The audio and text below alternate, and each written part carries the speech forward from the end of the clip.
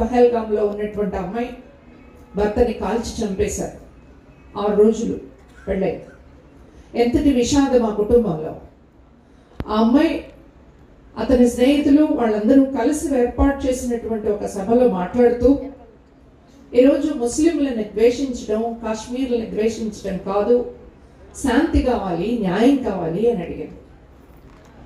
మనం ఈరోజు చూస్తే ఆ హిమాన్షి నర్వాల్ని, ఆమె వ్యక్తిత్వాన్ని హననం చేస్తూ ఉంటే, నానాభూతులు తిరుగుతూ ఉంటే, ఇక్కడ ఎందుకున్నావు, నువ్వు పాకిస్తాన్కి వెళ్ళిపోమని చెప్పేసి మాట్లాడుతూ ఉంటే, భర్తని ప్లాన్ చేసి చంపించింది అని మాట్లాడుతూ ఉంటే జాతీయ మహిళా కమిషన్ కూడా స్పందించాల్సి వచ్చింది. ఈ రకమైనటువంటి పద్ధతుల్లో మాట్లాడటం అనేది సరైనది కాదు. ఇది మహిళలు పబ్లిక్ స్పేస్లో వాళ్ళకున్నటువంటి చోటును వాళ్ళు పొందడానికి కానీ నిలబడటానికి కానీ అవకాశం ఇచ్చేటటువంటి పరిస్థితి కాదు అని చెప్పి. అక్కడే కాదు, మనందరికీ తెలుసు సాయి పల్లవి అని చెప్పేసి ఒక హీరోయిన్ ఉంది. ఏం మాట్లాడింది అమ్మాయి? పాకిస్తాన్కి భారతదేశానికి ఉన్నటువంటి వివాదంలో హింస ఏమిటి అని చెప్పేసి ప్రశ్నించింది. ఎవరి దృష్టిలో, పాకిస్తాన్ దృష్టిలో భారత సైన్యాన్ని ఏమనుకుంటారు? భారత సైన్యం దృష్టిలో పాకిస్తాన్ ఏమిటి అని చెప్పేసి అడిగినందుకు ఇప్పుడు అమ్మాయిని ట్రోల్ చేస్తూ ఉన్నారు.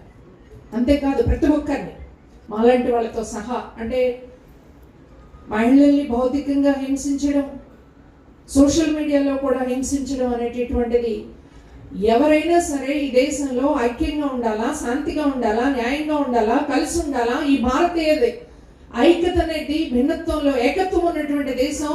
ఐక్యంగా మనం పురోగమిస్తేనే మన సమస్యలను పరిష్కారం చేసుకోగలం అని చెప్పేసి చెప్పడాన్ని సహించలేనటువంటి ఒక ధోరణి పెద్ద ఎత్తున నడుస్తూ ఉంది. ఈ నడుస్తున్నటువంటి క్రమాన్ని తిప్పికొట్టాలా అని చెప్పేసి అన్నట్లయితే ఈరోజు దేశభక్తి పేరిట ముస్లింల మీద సాగుతున్నటువంటి విధ్వంసాన్ని, ఈ ద్వేషాన్ని వ్యతిరేకించాల్సినటువంటి అవసరం ఉంది అడుగడుగున. అంతేకాదు ఆ విద్వేషం మతం మీద మాత్రమే కాకుండా కులాల విద్వేషం కూడా నడుస్తున్న నేపథ్యం ఇక్కడ ఈ తిరుపతి జిల్లాలోనే. ఒక పాప వేరే కులం, ఒక దళితుడిని చేసుకున్నందుకు, సోదరులారా, కుల విద్వేషం కూడా మనుషుల్లో ఎలా జీర్ణించుకుపోతుంది బీజేపీ వచ్చిన తర్వాత అనేది మనం చూడొచ్చు. ఇంతకుముందు ఇష్టం లేని పెళ్లి చేసుకుంటే మీ మొహం చూపించొద్దు అనేవాళ్ళు. ఇప్పుడు పరిస్థితి ఏంటి? ఆ పాపని కన్నతల్లే చంపేసింది. కన్నతల్లి చంపేసి పూడ్చిపెట్టేసింది. ఇంతటి దారుణాలు జరుగుతూ ఉన్నా ఈ జిల్లాకి చెందినటువంటి ముఖ్యమంత్రి ఒక్క మాట మాట్లాడారు. ఆయన ప్రాతినిధ్యం వహిస్తున్నటువంటి కుప్పం జిల్లాలో ఈ కులాంతర వివాహాలు చేసుకున్న వాళ్ళని హత్యలు చేస్తూ ఉంటే మాట్లాడరు. ఏ రకమైనటువంటి రక్షణ ఇవ్వగలిగేటటువంటి ప్రభుత్వం ఇది. అందుకోసమే ఈరోజు ప్రజలు ఏ కులానికి చెందిన, ఏ మతానికి చెందిన అనేక సమస్యల్ని మనం ఎదుర్కొంటా ఉన్నాం. ఈరోజు ఉపాధి లేని పరిస్థితి ఉంది, నిరుద్యోగ సమస్య ఉంది, అధిక ధరలు ఉంది.